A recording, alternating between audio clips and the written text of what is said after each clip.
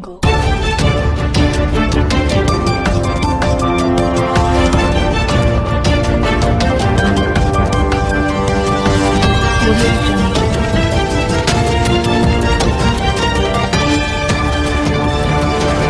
It's Exposed Time News.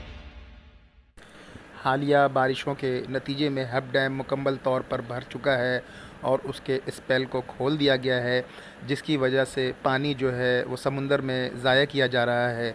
जबकि होना तो ये चाहिए था कि ये पानी अगर वो लोगों को मुहैया कर दिया था, औरंगी टाउन के आवाम को मुहैया कर दिया था, तो ये पानी ज़ाया होने से बच जाता।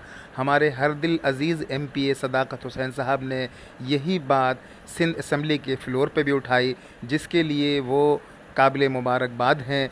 मगर हमें ये सोचना चाहिए कि ये पानी जो ज़ाया हो रहा है, ये अगर हम लोगों तक पहुंचा देते, जो कि बारिशों की वजह से लोगों के घरों में जो पानी पहुंच रहा है वो नहीं पहुंच सका है, और सीवरेज का पानी और ये मिल चुका है, तो लिहाजा इस वक्त पानी की अशद ज़रूरत है। और पानी का ये बहरान उसी वक्त ख़त्म हो सकता है जब वाटर बोर्ड औरंगी को फौरी तौर पर पानी की सप्लाई बहाल करे।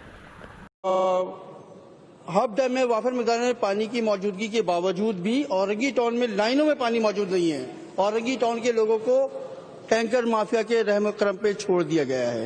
जी मैडम,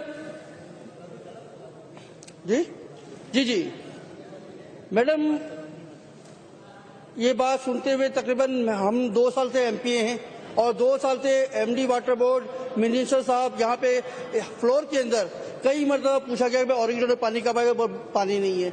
अब 2 साल से पानी मौजूद है।